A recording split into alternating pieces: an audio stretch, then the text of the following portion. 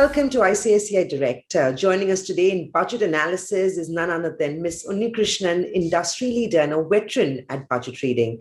Thank you very much, sir, for joining us today on the show. So, Unnikrishnan, I don't think I've gone through a single budget where we've not talked to you and got your reaction on it. This one has surprised everyone on the street, right? It's a very bold, pro-growth, new age budget, to say the least. What did you make of the FM's announcement today? Well, I wasn't surprised, but I need to be very clear about the fact that it's a very well thought through, exactly as you've alluded to, that it is a futuristic, young budget. Let me say that it is looking at the youngsters of India. I would say that the planning that they've done is not for 1 year, not a budget of a year, which normally we would expect that the finance minister will give an account of what happened the last year. Income versus expenses last year, and next year what is the income expected to be, and then what are we going to do with that. It is not the way it is conceived in the first place. India at 75, planning for India at 100, and how do we take this country ahead? That's the way it is thought through. And unnecessary fiscal prudence was not attempted to by the finance minister. In fact, I need to say that the background of the budget had been extremely good. We had one of the highest ever tax mop-up happened. And we had also on various other counts overcome the Omicron, let's say that not like the wave 2 which happened. So, and our foreign currency reserves have almost crossed $650 billion. Exports have become an all-time high of $400 billion. So with this background, one could be a little more aggressive in budgeting for the future. And that's what exactly the finance minister has done. I would say that maintaining the fiscal deficit at 6.9, but bringing it out progressively, not to that magic figure of 4. By 2026, also telling that we'll reach only a 4. The number. I'm very confident that we will be able to overperform than underperforming. And the most important thing I need to be talking about is a capex outlay that she has laid down, a 5 lakh crore last year, going to 7.5 lakh. And when they say that in effect, we've spent maybe 10.1 lakh crore in the current year, which means proportionately, if you have to take it up, we're talking about almost 15 lakh crore, means $200 billion on the ground in terms of capex for the country, is certainly going to be laying the foundation for the next planetary growth for the country. I'm glad you bring that up, because that was my next question. The government has announced a sharp jump of nearly 35.5% in capital expenditure to fund various infrastructure projects in the year. This is a big one coming in for India Inc. How do you think corporates, industry leaders, India Inc. is going to be reacting? Because we really essentially are saying is go out there, take risks. CAPEX has got to be coming in. Infrastructure is the big story.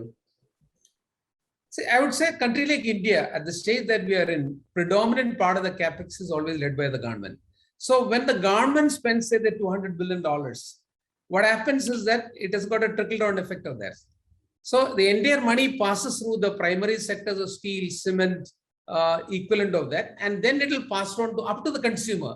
So the entire money will not remain in terms of the road that you see. It has already got circulated. So it is certainly going to be having an impetus given for the private capex also. When the government is leading with this kind of a growth of 30-35% in terms of the government capex, I would say the private industry will also stand up and certainly would do.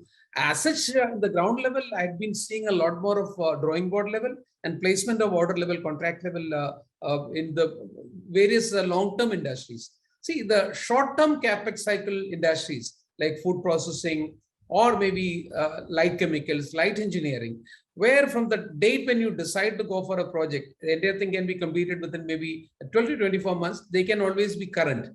Whereas the ones like maybe a power industry, the power plant can take maybe up to 5 to 6 years from the time when you conceive the project. A steel plant can take 5 years. A cement plant can take 3 to 4 years. Those are the guys who are already getting ready. And I'm sure the current announcement of the government, it is going to be encouraging them to go ahead and say things are going to happen not for 1 year. There is a long-term vision available. An investment, if I make today, will settle, I'll be able to generate enough IRR to pay for the debt that I would take. So it's very, very well thought about. So what happens in terms of reforms? You talked about land acquisition. That was a big ask from the industry, right? Ease of doing business. I mean, while CAPEX is a very integral part of the whole piece. And it is critical mass, and I won't argue that. But the other areas that are equally important is ease of doing business, simplification, land acquisition. What are your thoughts on that? How is all of that going to fit into the puzzle? See, I would say one by one, in most of this, what the government is intending to do is a PPP model, which she reiterated a couple of times. So there will be, it's not that it's going to be left to the private industry to acquire the land. So a PPP model will mean the responsibility for the government is to ensure that acquisition of the land do take place. There, I would say that more than the central government, the state governments have a bigger role to play, because land is a revenue subject managed by the states, but states will also take care. Let me tell you a couple of things which are very, very important for us to be understanding from the pronunciation of the finance minister. First and foremost, the changes that she brought in October itself, which she reiterated today in the bill, is public purchase policy, which is very clearly mentioned that up to 75% of any payment that any government contract has got to be making, within 10 days, you are getting the money in your hand. Whereas, as per policy, government doesn't support, they don't instruct any public undertaking or a government department like a CPWD or any of them who are issuing the contract. It is left to them when to make the payment. Here, they have to make the payment within 10 days. If not so, they will have to be paying interest on that one. Second, very important, to ensure that better participation in tendering happens, instead of a bid bond normally being given by as a security deposit is 10% of this contract value, now it can be given as an insurance bond. So the banking limit, otherwise the company, the contractor, the company will have to have a part of his bank limit reserved only for giving security bond for the contracts that they take. Now it is going to be an insurance guarantee that is acceptable to that, and a new bill is going to happen for it. So that's an ease of doing bill. Similarly, when she declared very clearly that, we have almost scrapped more than 1,600 laws which were in vogue in British days, inheritance of the country removed. And equally important, the way the announcements of some of this kind are going to make a major impact.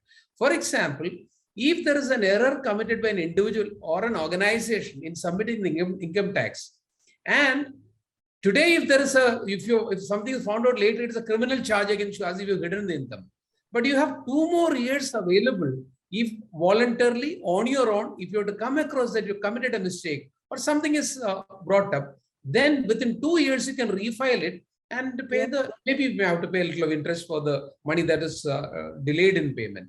So these are pointers towards which direction is the country moving. So this is going to be improving the ease of doing business. One more thing very important to see, as we mentioned about the capex portion, many times the states are not able to rope in their part of the money. Many highway contracts, maybe land acquisition has to be done by the state, for example, or maybe they are going to be contributing 10% for a smart city construction equivalent. That's what the state or city is going to do that. They have increased the state allocation for such projects from 15,000 crores to 1 lakh crore. This over and above the state's fiscal deficit up to 4%, they can borrow also. Beyond that state borrowing, it's going to be distributed. So what more can they think about it? And they're also showing something more as an indicator. In the gift city, the way it is going to be, anybody can go there and do anything, not as per the current law that is in prevalence. It's an invitation to the states that if you've got any kind of this kind of special economic zone available in your state, please go ahead and implement whatever you want. We're not going to come after you. So if you have to read between lines and go behind the pronouncement, it's a very progressive budget. Right. Lastly, Mr. Unnikrishnan, what in your opinion then is a risk to this setup? The government is willing to spend, encouraging India Inc. to take risk. It's not very populist despite the fact that elections are around the corner. But the fact still remains, we are struggling with a high fiscal deficit. All this at a time when global liquidity is also not very favorable. How will we navigate? Sure, I understand growth is important, but inflation cannot be ignored. And that is reality, right? So in your opinion, what is the key risk that this budget is set itself out for? First is the oil price level, which is what first worry that we have got, because there are talks about it may exceed 100 and the OPEC countries together are carteling to take it to 120. as such, we'll be spending in the current budget $120 billion for oil imports. So how we are going to be managing in case if the oil prices were to be strengthening further? Point number one. Second, mopping up money may not be a problem, but executing projects in the current circumstances in India with partial worry about will there be Omicron after that? Is there anything going to be there? So execution worries are there. Second one, inflation is a worry for all of us, but I don't think food inflation should be a worry for us, because you look at the agricultural growth even during the lockdown period of the last 1 year, 3.6% is agricultural growth of the country. So whereas the population growth is only say 1.5%. So I don't think there is a food scarcity or food related inflation. That's my biggest worry for a poor country like India. That is taken care of. Commodity prices are at the highest level currently, Samina. Coal is going at $200 a ton. Or gas is going at almost $19, $20. And oil is touched 100, almost closer to that. I don't think there is any more leeway or room available for such, because these are all the controlling factors, energy price. I don't think it can go beyond a level. First, steel, copper, aluminum. We have never seen this kind of numbers in the past in terms of the kind of prices. It can only stabilize or at the best come down. So this is my take on that. So commodity prices related inflation I haven't really worried about. And we have also learned to live with that for almost 6 months, that level. Yeah. Consumer price should be, consumer price related inflation should be under control, because many Indians can't afford it. And I would say 20-30% of them will go deeper into problem. Nutrition and food security will become a problem. So that I think agriculture is good enough for. I don't think there is, even if there is one more wave to happen, our cultivation will continue. So I don't have that inflation to be worrying. Yeah, we may have to be prepared to live with a higher interest rate regime for the next maybe 1 to 2 year period of time. That is not going to be controlled by you. It's a global factors, which I don't think India should unduly worry about it. And we should not bother about and continue on this spirit. In fact, I guess you're right, because now the focus will shift to the 10th of Feb when the RBI will lay out its credit policy.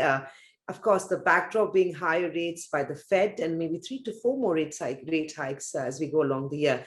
But it was the finance minister's shortest speech and probably one of the most ambitious roadmaps being laid out for the country, with a big push coming in on CapEx. Thank you very much, Mr. Unnikrishnan. As always, a pleasure talking to you. Thank you. Investments in securities market are subject to market risks. Read all related documents carefully before investing. Subscribe to our YouTube channel and click on the bell icon to never miss an update from ICICI Direct.